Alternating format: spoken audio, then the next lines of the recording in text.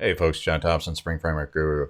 So in this section, we're going to take a look at setting properties in Spring, specifically through a property source annotation. This works in conjunction with a property source placeholder configurer, and I'm going to show you how to set that up. There's a number of different ways to bring properties into Spring, and this is just one of them. We're going to look at several here. So this is the first one we're going to look at, and what I've done is I've created a fake JMS connection just for something realistic for us to work with, but this is just a fake connection, so we can see we're going to be using this object to set properties on and setting up some small tests to go through and watch how Spring configures this object.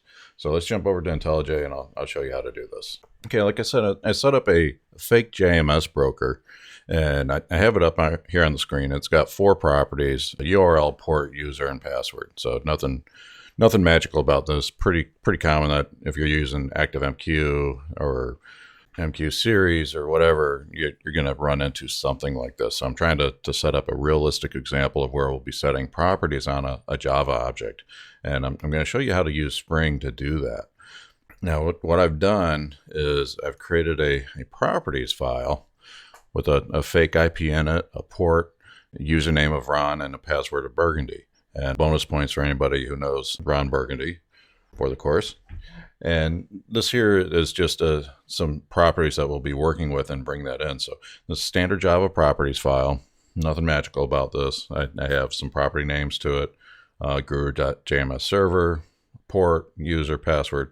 Nothing special about this. This is pretty common setup. We want a unique string to identify the property that we want, and we're going to match that up. And what we want to do is take these 4 properties and match those into our broker, and we want to tell Spring to do that. So what I've done is I set up a test config here, and this is a configuration, and I'm using the property source annotation. And this property source annotation will take a properties file off the class path and bring it in. And this is just one of several ways that we can bring in properties from in the Spring framework. I'm showing you this first way. This has been around since Spring 3.1. So you're going to see it out there used a lot. Now the value annotation tells it to wire in the property, and in the middle there, that $, squiggly brace, property name, squiggly brace, that is actually a Spring expression language statement.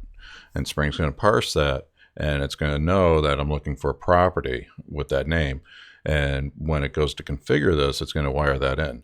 Now down here on line 35, actually, let's get this formatted a little bit better. So this is an important step when I'm setting up this. I'm setting up a pretty clean, lean example here.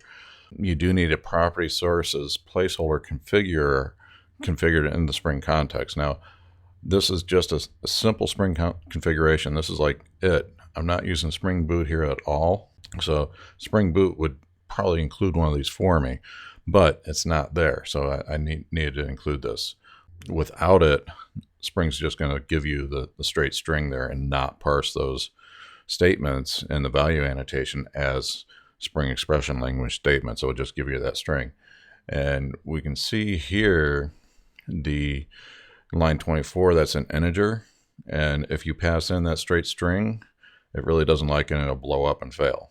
Actually, I'll show you that in the test.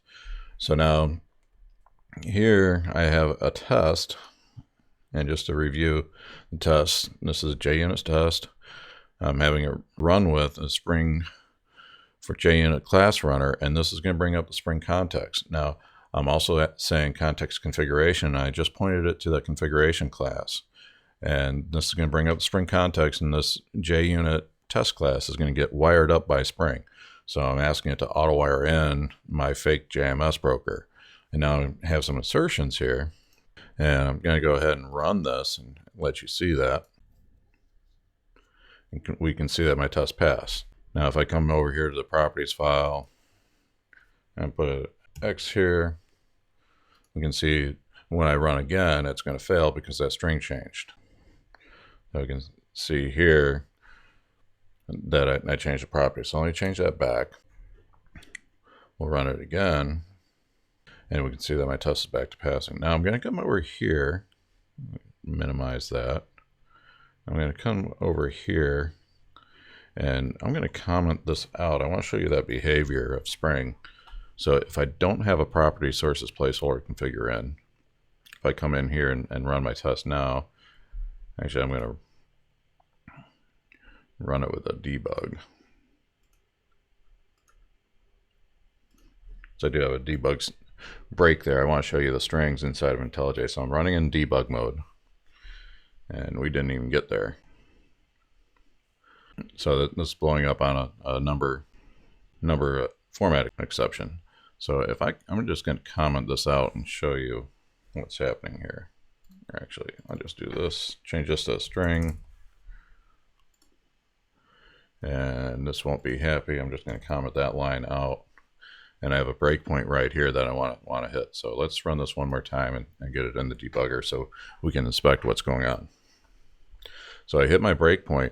Now we can see, because I don't have that property sources placeholder configured anymore, we can see that Spring's treating those expression language statements as strings rather than going out and parsing that. So this here is kind of the magic sauce that we need to include in our Spring context for this to work. So I'm going to go through and uncomment this and keep the breakpoint there. I'm just going to restart it so we go right back to the same spot. Now we can see that my properties are parsed, that we've actually set the proper properties on our object. So this is what we wanted to happen and how we wanted the properties files to be parsed. Okay, this is just one way of setting up properties from an external properties file within Spring. This way has been around since Spring 3.1. You're going to see it out there used in the field. We're on Spring 4.2 right now, so there's been a number of different ways. And for new developers coming into Spring, the plethora of ways to set properties is a lot of them. And plethora means many choices in English. So Spring as a framework has evolved, and there's been a number of different ways of setting properties. This is just one of them. And if you're new to the Spring framework, you're going to see externalized properties being set different ways. So I'm trying to make you aware of the different ways this can be implemented within the Spring framework.